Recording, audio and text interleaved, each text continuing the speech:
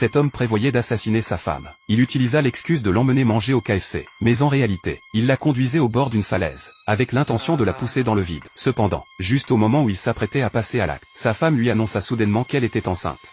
Я беременна.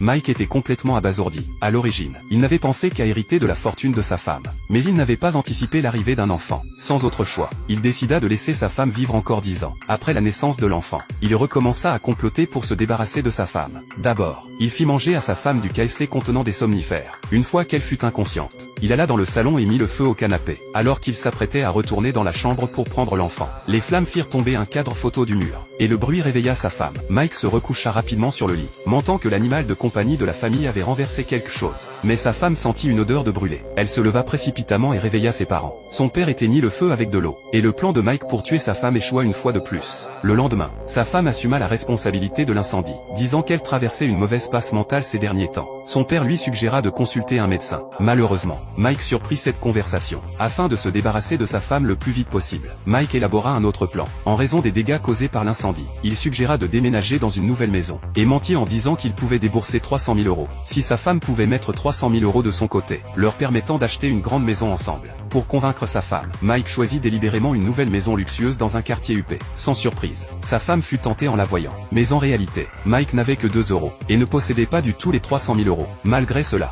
il emmena quand même sa femme à la banque, et proposa d'ouvrir un compte joint pour économiser pour la maison. Après que sa femme eut déposé 300 000 € sur le compte, Mike inventa une excuse, prétendant que sa carte bancaire était bloquée, et qu'il lui faudrait un mois pour transférer l'argent. Son beau-père pensa qu'il bluffait et se donnait des airs. Mais le lendemain, Mike se rendit à la banque et retira les 300 000 € que sa femme avait déposés sur le compte. Comme c'était un compte joint, il pouvait utiliser librement les fonds. De retour à la maison, Mike mit à nouveau des somnifères dans le KFC de sa femme, et la regarda le manger. Une fois qu'elle fut inconsciente, il prit son portefeuille, saisit sa pièce d'identité, et s'entraîna à imiter sa signature. Après s'être exercé 9 999 fois, il signa le nom de sa femme sur un contrat d'assurance vie de 2 millions d'euros. Le lendemain, Mike emmena sa femme à la campagne sous prétexte de se détendre. Mais en réalité, c'était pour la tuer. Au moment de partir, son beau-père remarqua que sa fille semblait hébétée, et sentit immédiatement que quelque chose n'allait pas. Dès que Mike et sa femme furent partis, le beau-père reçut un appel de la banque le prévenant d'une activité inhabituelle sur le compte de sa fille. Le vieil homme ouvrit immédiatement la valise de Mike, et y trouva les documents du contrat d'assurance vie. À ce moment-là, Mike et sa femme étaient déjà arrivés dans les bois. Bien que les médicaments n'aient pas encore fait complètement effet, il prévoyait d'enfermer sa femme dans la voiture et de la brûler vive. À cet instant, son beau-père appela sa fille.